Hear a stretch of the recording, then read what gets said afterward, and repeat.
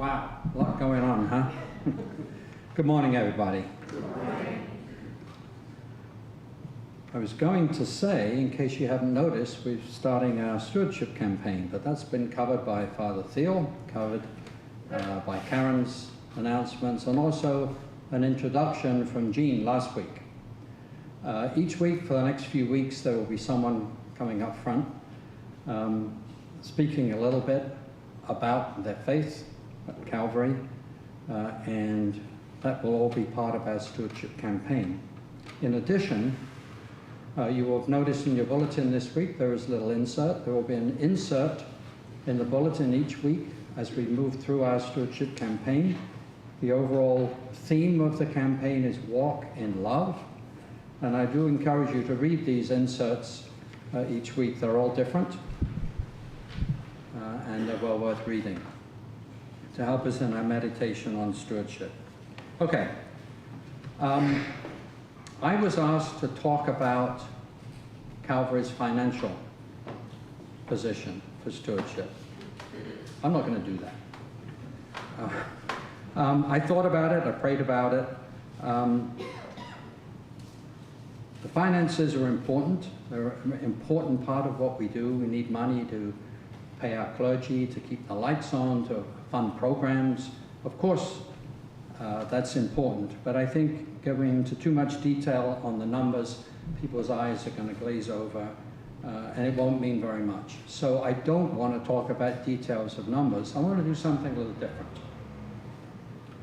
I want to talk about stewards and stewardship, and what that means to me, and what I think hopefully it can come to mean to all of us. And I think back, this dates me because I know this goes back a long time. How many people remember, you probably didn't read the book, or you might have, but you may well have seen the movie Lord of the Rings? Okay, a fair number did, okay. If you didn't, it doesn't really matter, but I want to tell you one episode from that long, long, wonderful story. You don't need to know the background, but in part of the story there is a steward of a country called Gondor. His name is Denethor. And he is a steward. He is not the king of the country. He is not in charge of the country except as a caretaker for somebody else. And as you learn, as you read the story, he should be waiting for the return of the king. But he's kind of lost his way. And he has decided that, first of all, he decided that there is no king. A king is not needed. But more importantly, he thinks that he is in charge. Even though he's the steward, he thinks he's calling the shots on everything that happens. Didn't end well for Denethor, as you know, if you read the book or you saw the movie. But that is not my point. My point is that he completely misunderstood what it meant to be a steward. That a steward is someone, if you look at the definition in the dictionary, is someone who manages affairs, it may be property, it may be money, on behalf of somebody else. And the property, the money, whatever it is, actually belongs to somebody else, not to the steward. The steward's job is to take care of it as best he can for the person who owns it. And thinking about Christian stewardship, I think that we can sometimes make exactly the same mistake that Denethor made in the Lord of the Rings, that we forget that everything that we have as Christians, our money, our property, our friends, our talents, the ability we have to do certain things. We heard about teachers this morning, and many other gifts. We all have different kinds of gifts. All of that comes from God. And I think it's not easy for us to fix on that and to realize it's not ours to do what we want with. It actually comes from God, and our job is, as best we can, with God's help and understanding and guidance, to use whatever it is that we have for the better glory of God, because it belongs to God, whether it is our time, our talent, our money, whatever it might be. And I think of the prayer that we often pray at the offertory It actually comes from a prayer of King David that he offered during a celebration. I believe it was the dedication of the temple. You can read about it back in 1 Chronicles in the Old Testament. You know the phrase very well. He prayed, and we pray it very often on Sundays. All things come from thee, O Lord, and of thine own have we given thee. So when we come to talk about our stewardship and our tithing, is there a practical suggestion for how we can keep that in mind? The whole concept maybe seems so big and so overwhelming. How can we act as Christians so that we really are stewards of what God has given us? One practical suggestion, and then I'm going to stop. The practical suggestion is one that's been around for a good long time.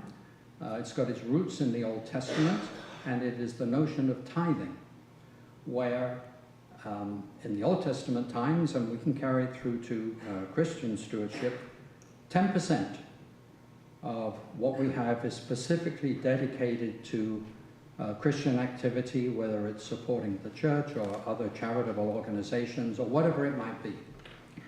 That doesn't mean that 90% is ours to do what we want with, but it's a practical demonstration of what it means to be a steward. That may seem an impossible task. I know the first time I heard a sermon on stewardship, some of you have heard this before, I thought I was doing a pretty good job, being a fairly generous donor to the church, and I knew how much I was giving, and I thought, oh, I'll calculate, I'm probably pretty close to 10%. Got out my calculator and I calculated, and I thought, that can't be right. I must have got the decimal point in the wrong place. The numbers that I'm looking at, what I'm giving, are minuscule compared with 10%. Something is wrong here. Something was not wrong. It was my lack of understanding of what it means. Now, I think for most of us, maybe for all of us, 10% or even half of that, 5%, seems an impossible goal. What I would ask you to prayerfully consider during this stewardship season is to look at what it is that you are able to give in terms of time, talent, and treasure right now, and see whether you can kick that up a notch. We had a stewardship program a few years ago where we talked about stepping up. Please prayerfully consider, and not just your money. The money, of course, is important. We need that, as we said. But your whole life, your money, your time, your talent, is there some way that each of us can step up what we're doing in those areas for God? Because everything in the last analysis belongs to God. And the goal in all of this, I think, should be for us to make it a habit, so that it becomes a way of life for us, working towards giving more of ourselves and everything that we have to God. Habits are hard to break, as you know, but mostly we think about bad habits being hard to break. If you make a good habit, develop into a good habit, those good habits are also hard to break. And I would encourage you to prayerfully consider moving towards a dedicated habit in your total commitment to the work of God at Calvary through your giving, through your time and your talent. I'm delighted, two things, what everybody has done and continues to do so far, and also from some of the pledges that have started coming in, and you can pledge online or you can pledge through the pledge cards in the pews. People are beginning already to respond with how can I commit more time, how can I do more in terms of providing opportunities for the gifts that I have and not just my money. So God is moving, God is working, and I do ask you prayerfully to consider what God is calling you to do during the next few weeks. Our in-gathering will be on November the 3rd, but anything that you can do in terms of making your commitment at any time before that will be most welcome. Thank you very much. That was supposed to be 3 minutes. I'm sure it was a lot longer. There's no